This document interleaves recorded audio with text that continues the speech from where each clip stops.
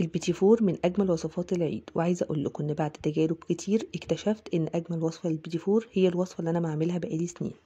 وانصح اي حد لسه مبتدئ او بيعمل وصفات تانية بقاله سنين، جربوا الوصفه دي ومش هتندموا، لانه بيتي فور بقوام مظبوط جدا جدا، وبجد نوعيته رهيبه. عايزه اقول لكم كمان ان انا بمقدار واحد بس عملت نوعين من البيتي فور، نوع بالشوكولاته ونوع من الفانيليا. بس قبل ما نبتدي الوصفة، لو أول مرة تشوفوني وتتابعوني، أنا اسمي بسنت الألفي. هستناكم تشتركوا في القناة وتعملوا متابعة على صفحتي على الفيسبوك، ولو عجبكم الفيديو ياريت تعملوا لايك وشير. ويلا بينا نشوف المقادير. معانا 4 كوبايات من دقيق متعدد الاستعمالات أو دقيق الكحك والبسكوت. بياريت نستخدمش يا جماعة أي دقيق لأنه بيفرق جدا في قوام البيتي فور. معانا كوبايتين كاملين من الزبدة، وتقدري تستخدمي أي نوع زبدة بطعم انتي بتحبيه. معانا بيضتين كاملين. معانا كوباية وربع من السكر البودر، وضروري جدا نستخدم سكر البودر، بلاش السكر اللي هو بنطحنه في الكب. هنجهز بقى البولة اللي هنعجن فيها، هننزل فيها الزبدة، وياريت الزبدة تكون بدرجة حرارة الغرفة، يعني هي متبقاش سايحة قوي ولا تبقى جامدة قوي، يعني نقدر كده اما نيجي نضربها انها تضرب معانا، بس يعني تكون مايلة اكتر للبرودة. هننزل عليها بقى السكر البودر، وبأكد عليكم تاني مرة ان السكر لازم يكون السكر البودر الجاهز، بلاش السكر اللي احنا بنطحنه في الكبة، لان هيطلع، يعني لو استخدمتي السكر اللي بتطحنيه في الكبة هيطلع معاكي البيتي فور بيقرمش كده وهيبقى مش لطيف خالص. اول خطوه هنعملها هنضرب الزبده والسكر كويس جدا جدا. احنا هنفضل نضرب فيها لمده 10 دقايق لغايه ما قوام الزبده بتاعي يفتح بالشكل ده، يبقى مايل كده اكتر للون الابيض. اهم حاجه لما نيجي كده نختبر الزبده بتاعتنا نحس ان السكر بتاعنا كله داب.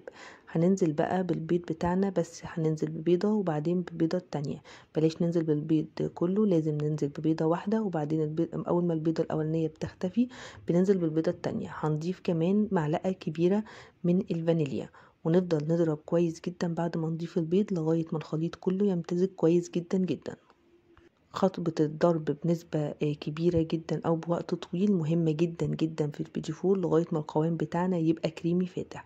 هنضيف بقى كمية الدقيق بتاعتنا كلها مرة واحدة، وهنبتدي برضو نضرب الدقيق بتاعنا مع جميع المكونات كلها مرة واحدة.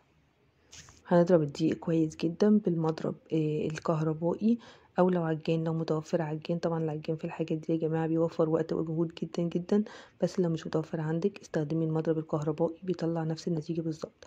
بعد ما بنعجن المكونات كلها مع بعض بيبقى قوام العجينه بتاعتنا ملزق كده زي ما احنا شايفين، نيجي نمسكه نحس ان احنا صوابعنا بتلزق كده في العجينه. هبتدي بقى اقسم العجينه بتاعتي لجزئين، جزء للفانيليا وجزء للشوكولاته.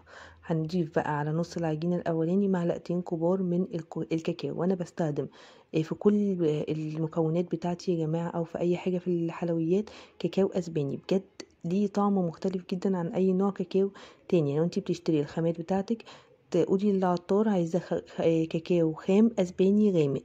وبعدين هنضيف للخليط الفانيليا معلقتين كبار من الدقيق، كده احنا ضفنا هنا معلقتين كاكاو وهنا معلقتين دقيق عشان قوام العجين بتاعنا يظبط.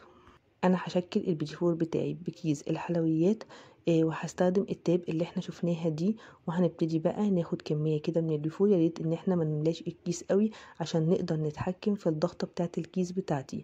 هجيب بقى اي صاج، ما بندهنش الصاج اي حاجه، ويا ريت في تسويه البيتي فور او اي حاجه كحك بسكوت اي حاجه من الحاجات بتاعه العيد، بلاش نفرش ورق زبده لانها هتمتص السمنه والزبده بتاعتي كلها. احنا نجيب كده نوع صينيه كويس، سواء تيفال سواء ألمونيا، اي حاجه ما بتلزقش، ونبتدي نشكل عليها العجينه بتاعتنا.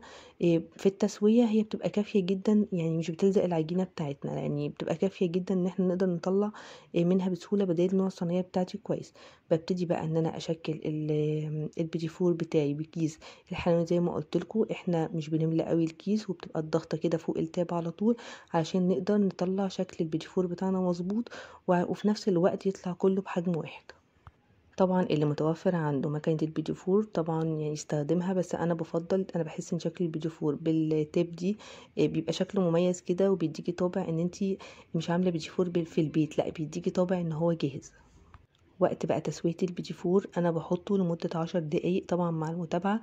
اول ما يبتدي ان هو يعني نجسه كده نلاقيه نشف من فوق كده هو استوى، بنطلعه على طول.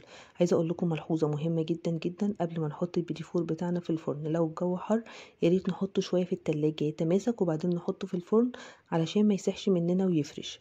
ولو الجو برد ممكن نشتغل بيه على طول، بدل الزبده بتاعتك يعني جامده ومتماسكه بتشتغلي بيه على طول. ولو حسيتي ان العجينه بتاعتك سايحه افضل حطيه في التلاجة الاول بعد التشكيل علشان تقدري ان انتي يعني ما يسحش منك في الفرن وعلشان ما يفرش منك في الفرن. وطبعا ما بحركش البيتي فور بتاعي الا بعد ما بيبرد خالص في الصينيه، ببتدي ان انا اشيله بقى واستخدمه. انا طبعا البيتي فور كله هلزقه بالمربى، بتجيبي اي نوع من المربى سواء مربى مشمش او مربى فراوله، بس انا برضو بفضل اكتر مربى المشمش في البيتي فور. وابتدي بقى الزق كميه البيتي فور بتاعتي كلها كده. نحاول ان احنا نوفق المقاسات مع بعض. طبعا انا قلت لكم ان احنا واحنا بنعمل بالتاب بنحاول بقدر الامكان ان احنا نطلع الحجم كل واحد علشان يكون الشكل جميل، يعني لما نيجي نلزقه نحس ان حجم البيتي فور كله مقاس واحد وحجم واحد. وطبعا في ناس ما بتحبش تلزق البيتي فور وما بتحبش تزينه بالشوكولاته وبتحب تاكله كده على طول، كل واحد بيعمل بالمتاح بالنسبه له واللي بيحبه اكتر. بعد ما بلزق بقى كميه البيتي فور بتاعتي كلها بجهز شوكولاته. انا عندي 200 جرام من شوكولاته سما، وعندي شويه كده من المكسرات المطحونه. لو حابين برضه تستخدموا مكسرات، حابين مش حابين ممكن نكتفي بس بالشوكولاته. بس ضروري جدا ان احنا يعني لو هنلزقه البيتي فور بالمربى لازم نغطسه كده في الشوكولاته، لان الشوكولاته برضو بتودي البيتي فور بقى لحته تانية خالص. انا بسيح الشوكولاته على حمام مائي او في الميكروويف كده. بحطها 30 ثانيه في 30 ثانيه لغايه ما تسيح بالشكل اللي احنا شايفينه، ونحط عليها كده معلقه صغيره من الزيت بعد ما الشوكولاته تسيح طبعا، ونقلبها كويس جدا لغايه ما يبقى قوامها كده. بنغطس بقى البيتي فور بتاعنا في شوكولاته، وبعدين بننزل بالمكسرات. لو مش حابين مكسرات ممكن نكتفي كده بشكل الشوكولاتة، بيبقى شكلها ظريف. وممكن برضو نزينها من فوق كده بشوكولاتة بيضة او بسبرينكل، اي حاجة متاحة موجودة عندك بتدي شكل لطيف، او ممكن جوز هند او اي حاجة متاحة عندك. لو حابة برضو ان انتي تزينيها بشوكولاتة بس هي بتبقى شكلها ظريف برضو. خلصنا بقى كمية البيتي فور بالشوكولاتة وهنبتدي في كمية البيتي فور بالفانيليا. انا بصراحة كنت عاملة الكمية الاكبر بالشوكولاتة لان احنا بنفضل الشوكولاتة اكتر. ودي كمية بسيطة من الفانيليا. المقدار اللي انا عملته 4 كوبايات الدقيق عملوا لي حوالي كيلو ونص من البيتي فور. يعني 4 كوبايات دقيق على كمية الزبدة اللي انا حطيتها مع تزيين الشوكولاتة بيعمل لك حوالي كيلو ونص من البيتي فور، او حوالي كيلو 400 جرام من البيتي فور. وطبعا انا بحب اقول ميزان كل حاجة علشان الناس بتحب تشتغل اونلاين تبقى عارفة ان كل مقدار بيطلع لها كمية قد ايه. ولو برضو انت حابة تعرفي انت وانت بتشتغلي هتطلعي كمية منك قد ايه، فانا بقولك ان 4 كوبايات الدقيق بيطلعولك حوالي من كيلو 400 لكيلو ونص من البيتي فور.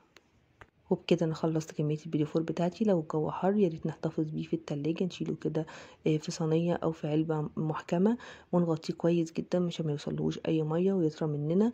ووقت الاكل بنطلعه عادي يبقى طعمه عادي يحصلوش اي حاجه لما بيتحط في التلاجة. ولو الجو برد مش بنحتاج نشيله في التلاجة، بنحتفظ بيه. اهم حاجه لو عاملين الحاجه قبل العيد بفتره يا ريت نحط الحاجه بتاعتنا في علبه محكمه، علشان الحاجات دي لما بتتعرض للهواء بتطرى شويه وبتحسي ان هي مش صبحه الى حد ما. وبكده نكون خلصنا وصفتنا. اتمنى ان انتوا تجربوها وتشاركوني في تعليقاتكم اذا كان ظبط معاكم ولا لا. ولو عجبكم الفيديو يا ريت تعملوا لايك وشير، واللي لسه ما اشتركش في القناه يدخل يشترك حالا، واللي لسه ما عملش متابعه على صفحتي على الفيسبوك يدخل يعمل متابعه. وانتظروني في بقيه وصفات العيد. اقابلكم الفيديو الجاي بوصفه جديده ان شاء الله.